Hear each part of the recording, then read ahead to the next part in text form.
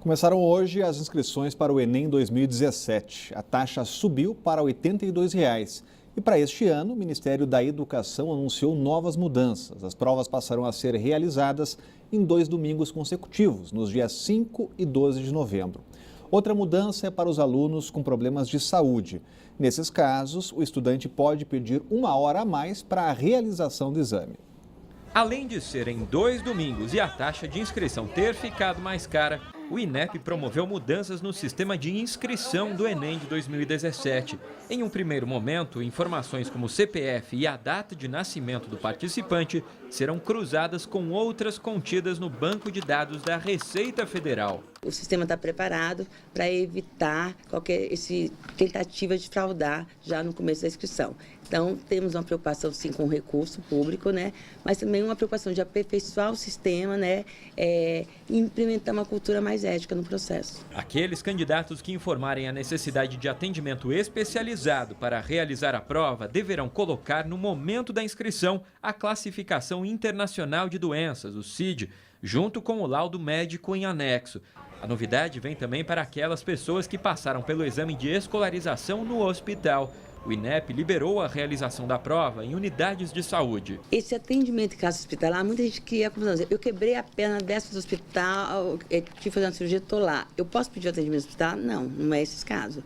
É aqueles participantes que têm processo de escolarização dentro de hospital. 3 grupos poderão solicitar a isenção do pagamento. Os alunos matriculados na rede pública, integrantes de famílias que estão inscritas no Cadastro Único e aqueles com renda per capita igual ou inferior a 1 salário mínimo. Nós temos hoje cadastrado no MDS, nessa condição de vulnerabilidade máxima de meio salário mínimo, renda per capita, 26 milhões de famílias. Em relação às provas, as pessoas com deficiência auditiva farão pela primeira vez um exame diferente dos outros candidatos, adaptada, mas equivalente no nível de dificuldade. Além disso, os candidatos surdos poderão ter acesso a um vídeo da prova na língua de sinais. A prova do Enem será traduzida integralmente para a linguagem de sinais. A regra geral para todos aqueles que necessitam de tempo adicional é 1 hora a mais. São várias as novidades que o Enem traz para 2017. Por isso, a recomendação do Ministério é para que os alunos leiam atentamente o edital. E mais uma semana de racionamento no Distrito Federal. Hoje as regiões que ficam sem água são Sudoeste, Octogonal, setor de indústrias gráficas, torre de TV e condomínios do Jardim Botânico. Outras localidades que também foram afetadas são Taguatinga Sul, Arniqueiras, Areal e Riacho Fundo 1, além do Guará 1 e 2. O nível do reservatório do Descoberto amanheceu em 56,1%. Já a bacia de Santa Maria fica em 53,71% nesta segunda-feira. O cronograma completo está no site caesb.df.gov.br. E ser ciclista no DF é correr risco diariamente. Nos 4 primeiros meses deste ano, 9 ciclistas morreram no trânsito. Nossa reportagem conversou com o Detran e com especialistas para saber o que pode ser feito para evitar esses acidentes fatais. Há 6 anos, a bicicleta é o meio de transporte do Marcelo. Em cima da bike, ele vai para o trabalho, se exercita e ainda passeia. E sendo um ciclista, um empresário anda com a atenção redobrada, já que sabe muito bem os riscos que corre nas pistas do DF. É como se você fosse aprender a dirigir. Então você tem o encontro com os veículos, você tem encontro com pedestres na rua. O trânsito, de modo geral, é a única coisa que realmente pode acarretar um risco maior na vida do ciclista. E essa relação entre bicicletas e carros pode ser bem perigosa. Em apenas 4 meses, 9 ciclistas morreram em acidentes de trânsito aqui no DF. Em todo o ano de 2016, foram 19 mortes. A imprudência e o desrespeito às leis de trânsito são as principais causas desses acidentes. Tem que ter consciência dos dois lados. Se um dos dois tiver uma consciência, o mínimo vai evitar muita morte, muitos mais acidentes que provavelmente vão vir. O 9º ciclista a morrer no DF foi o Floriano Sampaio e Silva, de 50 anos. Ele foi atingido por este carro. O motorista, um jovem de 22 anos, não tinha carteira de habilitação. Há pouco mais de 2 semanas, outro ciclista morreu atropelado. Nesse caso, a motorista Mônica Lopes, de 21 anos, estava dirigindo alcoolizada. O Detran garantiu que vai reforçar a fiscalização para tentar reduzir o número desses acidentes. Nós iniciamos agora no começo do mês a campanha Ultrapasse, Não Passe, onde nós colocamos nas bicicletas, principalmente nos passeios ciclísticos, nos grupos de ciclistas, o respeitômetro, mostrando a distância. A partir daí a gente já consegue identificar nas vias quando o condutor não obedece essa distância e aí a partir daí é possível ser autuado pela infração respectiva. Os ciclistas e os motoristas precisam ficar atentos, por exemplo, à distância mínima necessária entre os dois. É aquele 1,5 metro que faz toda a diferença. E quem anda de bicicleta também precisa ficar atento aos itens básicos de segurança, como capacete, lanterna e o colete refletivo. Qualquer acidente que venha a haver, de uma queda, de um atropelamento, a cabeça é que sofre o impacto. Se ela sofreu impacto, é traumatismo craniano, é lesão, vai ficar em cadeira de roda ou fatalidade, vai falecer, infelizmente. Sem o capacete, a probabilidade de acidente fatal é 80%. O Marcelo já sabe disso e só anda com os equipamentos de segurança. Assim, ele segue viagem ao lado da inseparável bicicleta. Eu incorporei isso no meu dia a dia, eu faço tudo que eu tenho para fazer de bicicleta. Nossa, isso foi uma mudança paradoxal. A vida, ou seja, diminuir as minhas idas a médico para fazer, ver como é que está a saúde, porque melhora muito. O que preocupa é esse dado. 9 pessoas já perderam a vida, 9 ciclistas neste ano.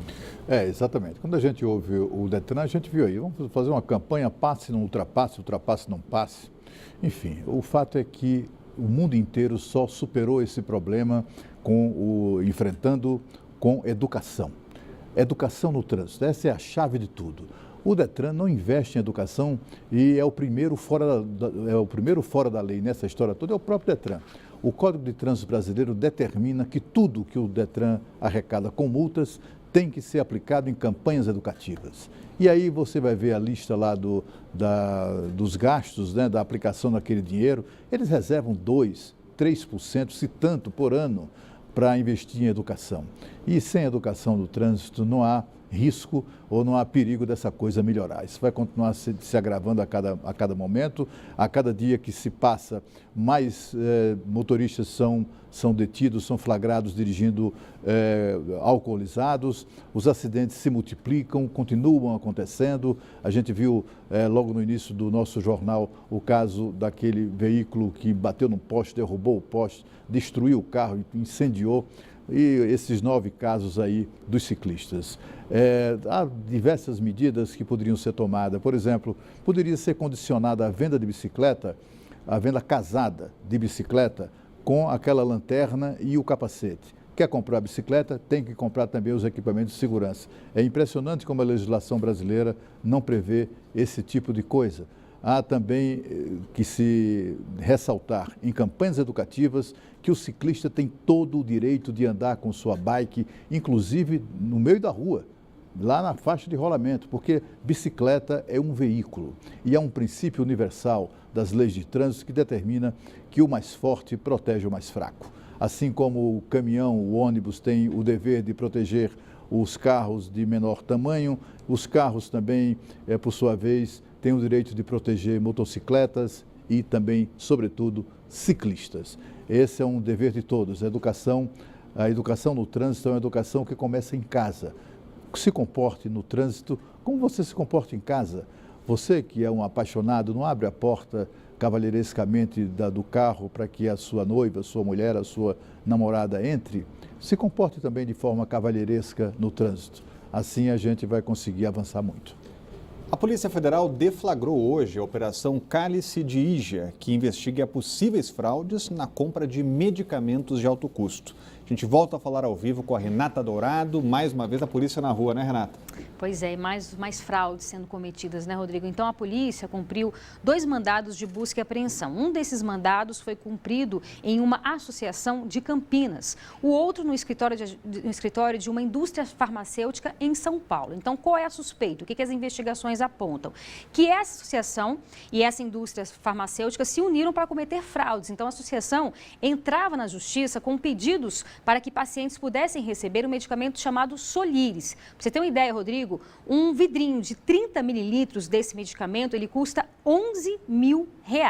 Então, essa associação ia atrás desses pacientes que tinham um tipo raro de anemia. Outros pacientes também nem tinham diagnóstico fechado, a associação também ia atrás dessas pessoas. Só na Justiça Federal daqui de Brasília, essa associação entrou com 900 pedidos para aquisição desses medicamentos. As investigações apontam que os cofres públicos gastaram R$1 bilhão e 200 mil com a compra desses medicamentos. O que chamou a atenção, além desses números aí, chamou a atenção também dos investigadores, era que os advogados dessa associação não cobravam para fazer esse trabalho. Então, a suspeita é que essa indústria farmacêutica pagava para essa associação, para que ela pudesse entrar na justiça, já que é só uma indústria farmacêutica que tem autorização de vender esse medicamento. Detalhe, esse medicamento ainda está em fase de autorização pela Anvisa, ainda não está autorizado aqui no Brasil, para ser vendido aqui no Brasil. Então é isso, essa fraude aí,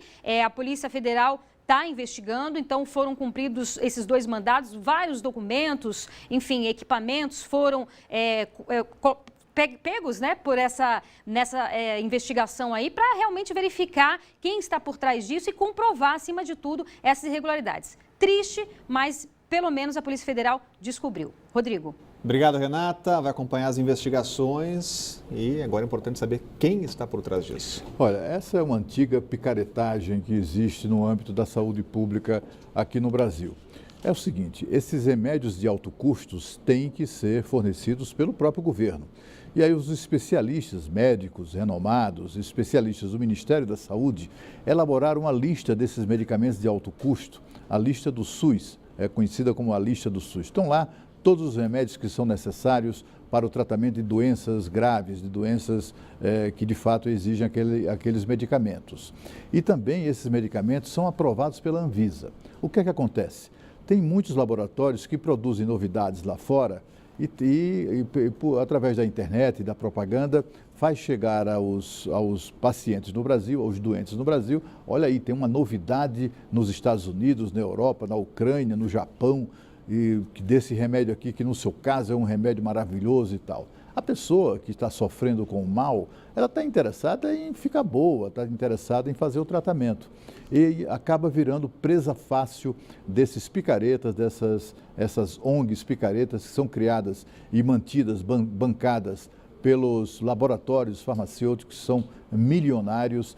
E são esses advogados, eles são pagos pelos laboratórios, que procuram os doentes, assina aqui essa ação, não vai lhe custar nada, é uma ação que vai obrigar o governo a comprar o seu remédio do nosso laboratório. É assim que eles fazem. A Renata mencionou aí o caso de um remédio que custa R$11 mil. Em setembro do ano passado, nós conversamos com uma dessas pacientes. Houve uma vigília naquela época, em setembro, aqui na porta do Supremo Tribunal Federal, para que o Supremo obrigasse o governo a comprar esses medicamentos fora da lista do SUS e medicamentos não aprovados pela Anvisa.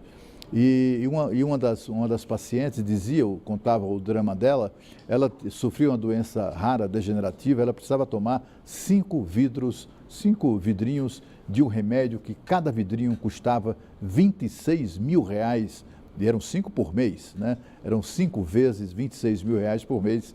E ela é uma dessas pessoas que acabou assinando ações na justiça para que o governo comprasse esse medicamento que não está na lista da Anvisa. Portanto, assim, é uma antiga picaretagem de laboratórios farmacêuticos aqui no Brasil, que finalmente agora tem a atenção e a investigação da Polícia Federal.